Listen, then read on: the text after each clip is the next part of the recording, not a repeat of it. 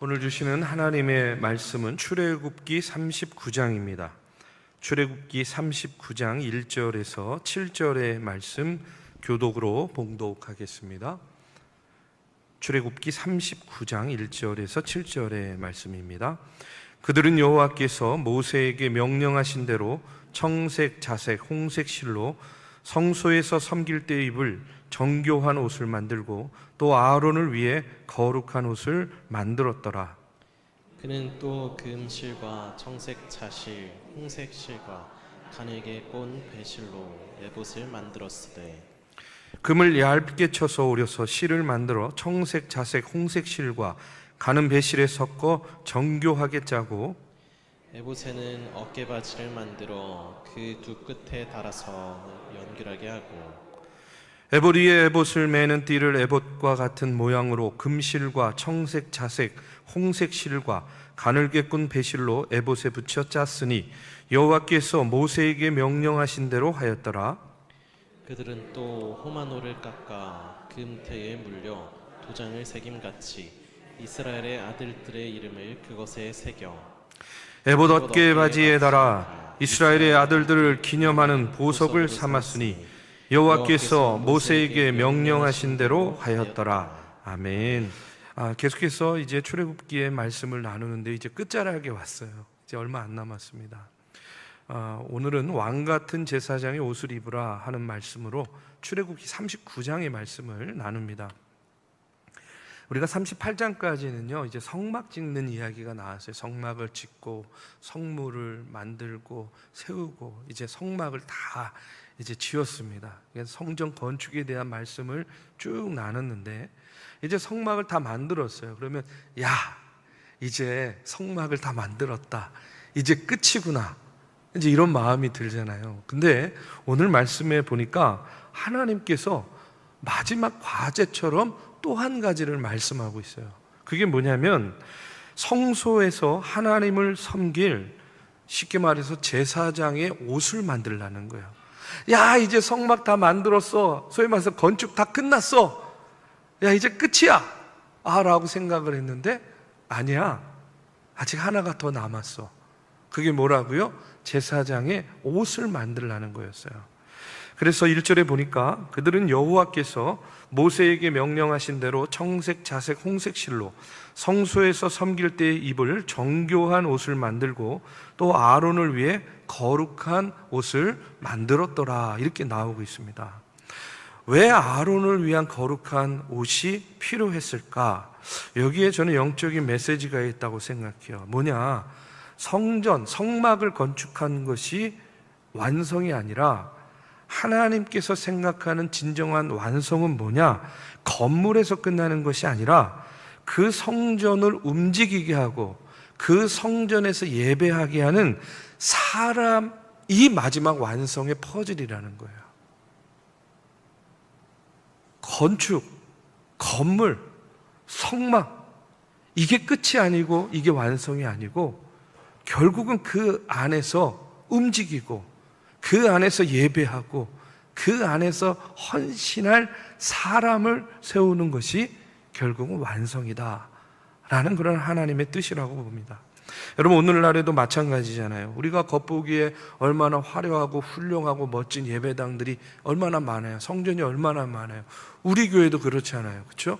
겉에서 볼 때 뭐 이렇게 빌딩처럼 보이지만 저도요 수십 년 중학교 오기 전에는요 이 앞에 오고 가면서 그래 저 건물 안에 교회가 있지 라고 생각했는데 막상 딱 와보고 깜짝 놀랐어요. 와 이렇게 아름답고 이렇게 웅장한 이런 성전이 이 안에 있다니, 이런 생각을 했는데 중요한 건 뭐냐면 아무리 훌륭한 그런 건축, 아무리 훌륭한 건물, 성전이 있어도 그 안에 하나님께 예배하는 참된 예배자가 없다고 한다면 그것은 뭐에 불과해요? 껍데기에 불과한 거죠. 그렇기 때문에 여러분 중요한 건 뭐냐? 사람이 완성이라는 거예요. 하나님께서 원하시는 거룩한 성전의 완성은 누구를 통해서? 사람을 통해서 완성된다 하는 그런 말씀입니다. 베드로전서 2장 9절에 보면요, 우리가 잘 아는 말씀이 있습니다. 너희는 택하신 족속이요 왕같은 제사장이다. 하나님은 지금 건물의 완성이 아니라 저와 여러분이 영적인 제사장으로 복음의 증인으로 세워지기를 원하신다는 겁니다. 자, 하나님이 그러면 이제 제사장의 애복과 정교한 옷을 지으라고 명령하셨을 때에 한번 이런 생각을 해보는 거예요. 아니, 그러면 제사장은 무슨 자격으로 선택받았는가? 뭘 잘했길래? 그렇죠? 무슨 기준으로, 무슨 자격으로 제사장이 되었는가? 여러분, 우리가 잘 알듯이 구약에 이제 보면 초대 제사장이 누구예요? 아론이잖아요. 오늘 말씀에 나온 아론. 그러면 여러분, 이 아론이 과연 하나님 보시기에 초대 제사장으로 세워질 만한 어떤 의로운 행위가 있었는가? 하나님 보시기에 미쁘신 어떤 의로운 행위가 있었기 때문에 제사장이 되었는가 생각해 보면 아닌 것 같아요. 왜냐하면 우리가 잘 알듯이 출애굽기 32장에 보면 모세가 시내산에 올라가 있는 동안에 어떤 일이 벌어집니까? 백성들이 막 두려워하고 우리가 신을 만들자 어쩌고 저쩌고 하니까 어떻게 해요? 백성들의 강요에 못 이겨가지고 아론이 금송아지 만들잖아요. 그리고 그걸 보고 뭐래요? 이게 하나님이라고 이야기해요. 그러니까 아론이 행한 행위로 보면 여러분, 아론은 제사장감이 아닌 것 같아요. 그렇죠? 그런데 어떻게 이 아론에게 제사장직이 주어졌는가? 오늘 말씀을 보면 옷을 입는 것을 통해서 자격이 생긴다는 겁니다. 옷을 통해서 자격이 주어졌다는 거예요. 행위로 주어진 것이 아니라 하나님이 하나님의 옷으로 확 덮어줘가지고 어떻게 된 거예요? 제사장의 자격이 생겼다는 그런 이야기예요. 그래서 여러분, 행위와 인격의 초라함이 그 옷을 통해서, 하나님이 덮어주신 옷을 통해서 어떻게 됐다? 하나님의 영광을 드러내는 존재로 바뀌어졌다라는 거예요. 그래서 로마서 13장 14절에 보면 이런 말씀이 나옵니다. 오직 주 예수 그리스도로 옷 입고 정욕을 위하여 육신의 일을 도모하지 말라. 뭐를 입으라고요? 예수 그리스도로 옷을 입으라는 거예요. 갈라디아서 3장 27절에도 보면 누구든지 그리스도와 합하기 위하여 세례를 받은 자는 그리스도로 옷 입었느니라, 이렇게 이야기해요. 그러니까 여러분, 우리가 칭의라는 말 알죠? 칭의, 의롭다 칭함을 받는 거예요. 그러니까 우리가 예수를 믿는 그 순간에 그리스도의 의가 우리에게 전가되어 가지고 하나님 앞에서 우리가 어떻게 되었느냐? 의로운 신분을 갖게 되었다는 겁니다. 그러니까 쉽게 말하면 이런 거예요. 거지 옷에서 왕자 옷을 입은 거예요. 그러면 어떻게 돼요? 신분이 그 순간에 거지에서 왕자로 바뀐 거예요. 왕자 하니까 별로 공감 안 되죠. 공주로 할게요. 거지 옷에서 공주 옷을 입었어요. 그러면 옷을 바꿔 입는 그 순간에 뭐가 된 거예요? 신분이 공주가 된 거예요. 그래서 옷 입는다라는 것을 신앙적으로 믿는다라고 이야기할 수 있는 거예요. 그러니까 내가 예수 믿는다는 것은 예수의 옷을 입었다라는 거예요. 그러면 믿는 그 순간에 우리가 의롭다 칭함을 받는다. 그래서 칭의라고 하는 겁니다. 그러니까 순식간에 뭐예요? 신분의 변화가 일어나게 된다는 거예요. 자, 그런데 중요한 건 뭐냐면, 자, 거지 옷을 입고 있다가 공주의 옷을 입었어요. 그래서 공주로 신분은 변화됐어요. 순식간에. 그렇죠? 이제 공주로 돼야 하잖아요. 거지같이 안 돼야 하잖아요. 우리를 공주처럼 돼야 하잖아요. 근데 중요한 건 뭐냐면 순식간에 신분은 변화됐을지 모르지만 그 인격은 아직 변화가 되진 않았잖아요. 이해가 되시죠? 신분은 순식간에 변화됐지만 그 인격은, 그 수준은 아직은 변화되지가 않은 거예요. 그래서 중요한 건 뭐냐? 그 인격의 변화, 삶의 내용, 그 수준이 변화되는 데에는 시간이 걸린다는 겁니다. 그것을 신학적으로 뭐라고 이야기하냐면 성화라고 이야기하는 거예요. 그래서 우리는 예수 그리스도의 옷을 입는 그 순간에 뭐예요? 신분이 변화가 된 거예요. 근데 신분은 변화됐지만 아직 우리의 인격은 변화가 되어야 되는 거예요. 성장하고 성숙해져야 되는 거예요. 그래서 칭의, 의롭다함을 입었지만 우리는 어떤 과정을 거치고 있는 거예요? 성화의 과정을 거치면서 그 변화된 신분에 맞는 인격, 그 변화된 신분에 맞는 그런 어떤 신앙적인 수준으로 점점 성장하고 성숙해 간다는 거예요. 그게 바로 칭의, 성화, 이렇게 이야기를 하는 겁니다. 그러면 여러분, 예수를 믿는다는 것은 무엇이냐? 여러분, 아론도 그렇고 우리도 마찬가지예요. 그렇죠? 아론도 그렇고 우리도 마찬가지인데 자격을 갖추는 게 아니라는 거예요. 자격이 있어서 제사장이 된 게 아니라는 거예요. 내가 부족하고 내가 연약하지만, 나는 죄인이지만 예수님을 믿어요. 여러분, 예수님 믿으시죠? 그러면 예수님이요, 예수 그리스도의 옷을 입혀주신 거예요. 그러니까 확 덮어준 거예요. 그러면 그리스도로 옷을 입혀주시는 그 순간에 우리는 이제 신분이 변화됐어요. 누구의 사람으로? 예수님의 사람으로 신분이 변화됐어요. 그런데 아직 변화되지 않은 건 뭐예요? 우리의 인격, 우리의 기질, 우리의 삶의 내용은 시간이 필요해요. 그래서 예수 그리스도로 옷 입는 순간 우리는 하나님의 자녀로 신분이 변화되어서 우리가 이 땅을 살아갈 때 어떻게 살아가느냐? 하나님의 자녀로 살아가는 거예요. 근데 저는 이것을 이렇게 좀 약간 좀 뭐라 그러죠? 자극적으로 말씀을 드린다면 척하면서 사는 거예요. 척하면서. 제가 왜 척하면서 산다고 말씀드리냐? 신분은 변화됐지만 아직 인격이 변화되지 않았거든요. 우리의 삶의 내용이 변화되지 않았거든요. 그러니까 척하면서 사는 거예요. 그런데 그렇게 척하면서 살다 보면 어떤 순간에 내 인격이, 내 삶의 내용이 조금씩 변화되기 시작하는 거예요. 성장하고 성숙해지는 겁니다.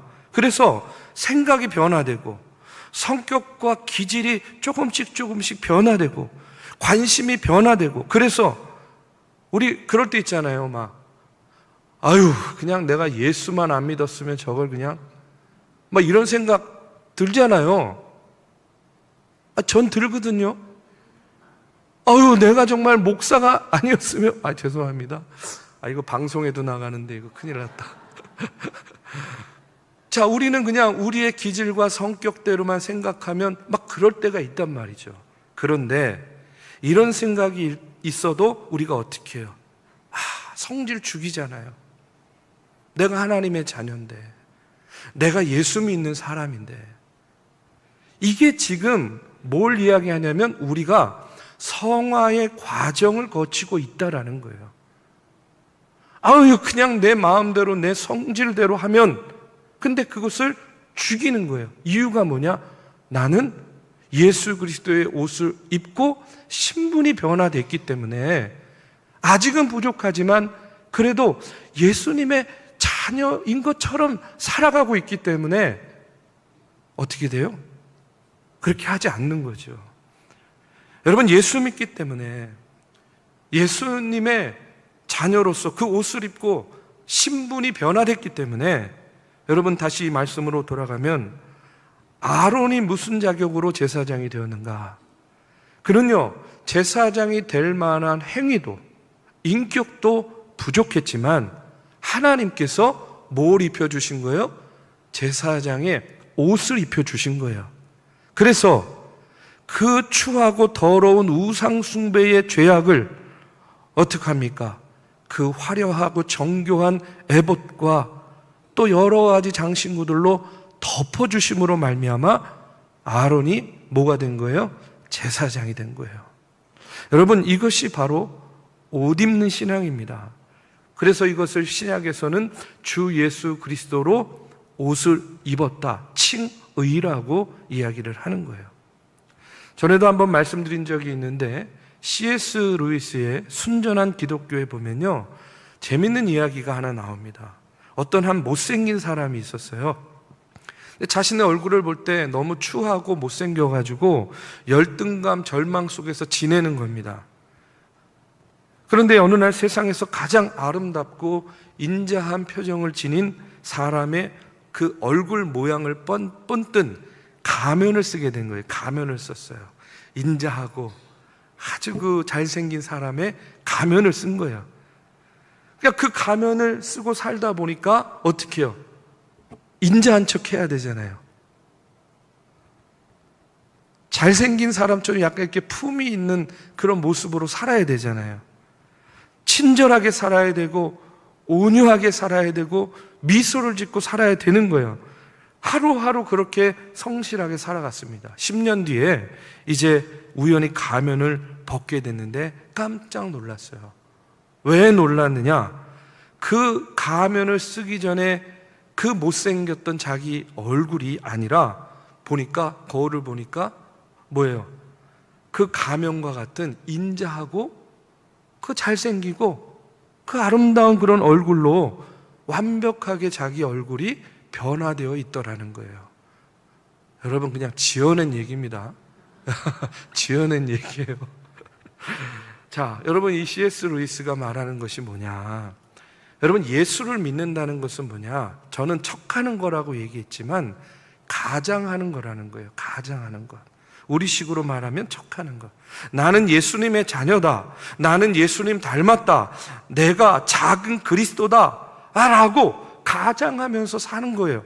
그래서 여러분, 우리는요, 사랑할 능력이 없어요. 그렇죠?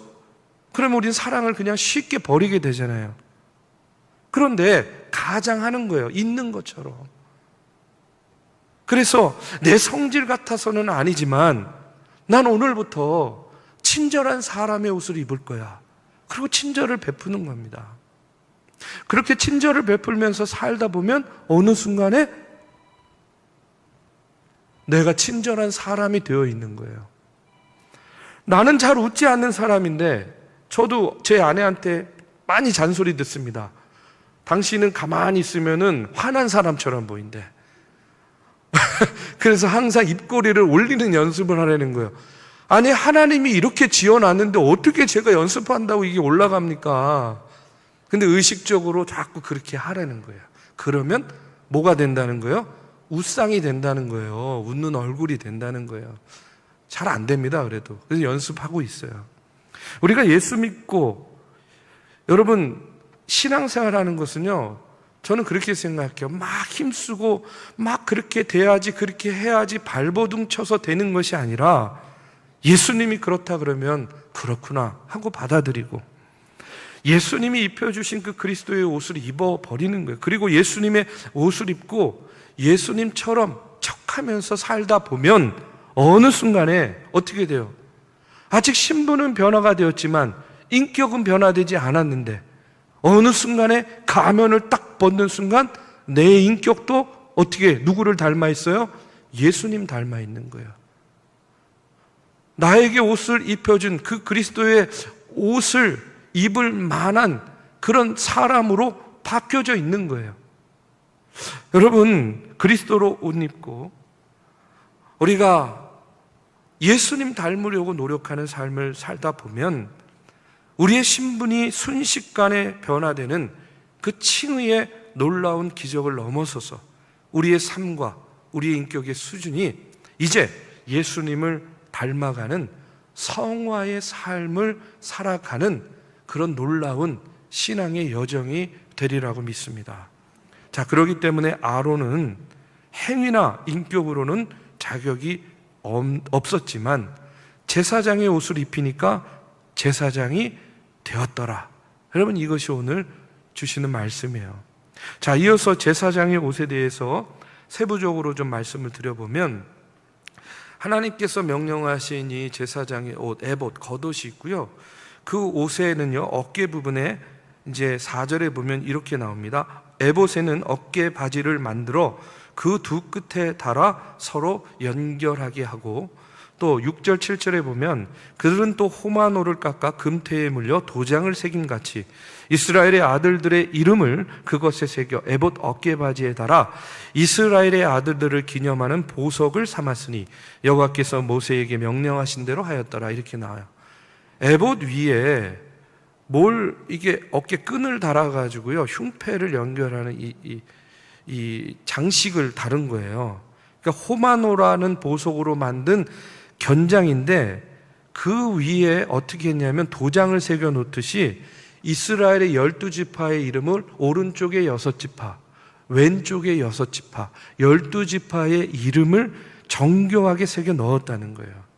그러면 이제 제사장의 옷을 딱 걸쳐 입는 순간에 어깨에 탁 그것이 걸쳐지는 순간에 어떤 의미가 있냐면 제사장이 제단을 향해 나아갈 때마다 제사장은 혼자의 몸이 아니라 이스라엘 12지파의 그 무거운 존재와 삶을 자신의 어깨에 온전히 짊어지고 나아가는 것을 의미하는 거예요. 그러니까 한마디로 12지파를 책임지라는 거예요, 영적으로. 여러분, 그런데 우리는 왕 같은 제사장으로 부름받은 존재들 아닙니까? 그러면 여러분, 우리는 홀가분하게 쉽게 살아야 됩니까? 아니에요. 우리도 왕 같은 제사장이니까 우리의 어깨에도 뭐가 있는 거예요? 이 호마노가 있는 거예요. 우리가 주님의 부르심을 받고 예수 그리스도를 옷 입은 다음에 그러기 때문에 우리가 해야 될 일이 뭐냐면 제사장이 12지파를 그 어깨 위에 짊어지고 나아가는 것처럼 우리도 그와 같은 무게, 그와 같은 책임을 가지고 살아가야 된다는 거예요. 왕 같은 제사장으로서. 그럴 때 내게 부담감만 주는 게 아니라 그것이 나를 살리고 나의 주변에 있는 다른 사람들에게 복이 되는 것이고 다른 사람을 세우는, 살리는 일이 된다는 거예요. 여러분, 우리가 많은 사람들이 오해하는 게 뭐죠? 예수 믿으면 모든 짐이 풀리고 홀가분하고 편안한 삶을 누릴 것이다, 이런 기대가 있어요. 이런 생각을 합니다. 그런데 그렇습니까? 아니잖아요. 예, 홀가분하긴커녕 그냥 우리 십자가 지고 가야 되잖아요. 구련의 시몬같이. 제가 전에 섬기던 교회에서 어떤 청년이 예배 끝나고 이제 제가 인사를 하는데 나와가지고 그러는 거예요. 목사님 오늘 예배 은혜 받았대요. 그래서 저는 또 항상 목사는 은혜 받았다 그러면 기분 좋거든요. 그래서 또 말씀의 은혜를 받았나 싶었더니 이야기하는 거예요. 목사님이 임례할 때 이제 가운을 입고 임례를 했는데, 임례를 하는데 제 뒷모습을 딱 보는데 어깨가 쭉 처져 있더래요. 아니, 별일이 있어서 처진 건 아니고 원래 처져 있거든요. 근데 가운을 입으니까 더 그게 이렇게 좀 처져 보였겠죠. 그러니까 어깨가 이렇게 쭉 처진 것처럼 보이고 이렇게 쭉 강단을 향해서 들어가는 뒷모습을 보는데 마치 양 어깨에 무거운 짐을 짊어지고 강단을 향해 나아가는 어린 양같이 보였대요. 예배의 임례 때 그런 마음이 딱 자기 안에 들어오니까 예배 시간 내내 강단에서 예배를 인도하는 저의 얼굴을 보는데 목사님은 얼마나 힘들까, 얼마나 짐이 무거울까, 이 마음으로 예배에 참여하고 말씀을 들으니까 너무나 은혜가 됐다는 거예요.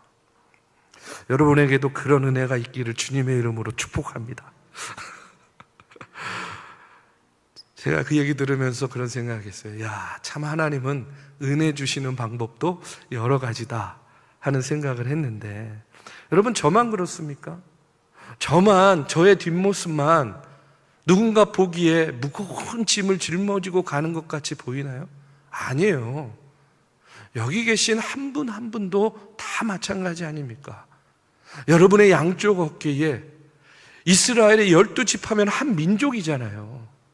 그 민족을 짊어진 것과 같은 그런 무거운 짐들을 우리가 다 짊어지고 살아가고 있지 않습니까? 가정에서도 맡겨진 그 가정의 짐이 있어요. 저는요, 저희 아이들이 크니까 요즘에 두려운 말이 있어요. 뭔지 아세요? 아이들이 어느 날 갑자기 모른 척 하다가 아빠! 그러고 부르면요 가슴이 덜컥해요. 왜 또 뭐? 막 이제 이런 거 있잖아요. 가끔 아내가 여보! 하고 부르면 깜짝 놀라요. 왜 또 뭐? 막 이렇게. 왜 그래요? 삶의 무게 때문에 그런 거거든요. 여러분도 그렇잖아요. 우리의 삶의 무게들, 우리의 양 어깨에는요 누구나 짊어지고 가는 이런 짐이 있다는 거예요. 그런데 중요한 건 뭐냐면 우리가 신앙생활을 할 때에 그 무거운 짐을 나 홀로 지고 가려고 하면 참 감당하기 어렵죠. 그러나 그리스도의 옷을 입은 사람으로서 여러분 우리에게 우리가 짊어지고 가는 그 무거운 짐 주님께 맡기고 나아가면요 내게 맡겨주신 내 목의 십자가를 묵묵히 지고 가면 여러분 우리 주님께서 함께 져주시고 우리의 마음과 심령에 자유함을 더하여 주시리라고 믿습니다. 어깨에 걸쳐진 이 호마노, 그것은요 뭐라고요? 영적으로 보면 그것은 바로 책임 있는 신앙을 살라 하는 그런 의미라고 생각을 합니다. 한 가지만 더 말씀을 드리면 8절에 보면 그가 또 흉패를 정교하게 짜되 이렇게 나오고 있어요. 제사장의 가슴에 흉패가 있어요. 근데 그 흉패가 정사각형으로 짜여 있는데 그 위에도요 이스라엘의 12지파를 상징하는 12개의 보석이 박혀 있습니다. 그러니까 어깨에 지파의 이름을 새겼던 하나님이 이번에는요 가슴에도 뭐를 새기는 거예요?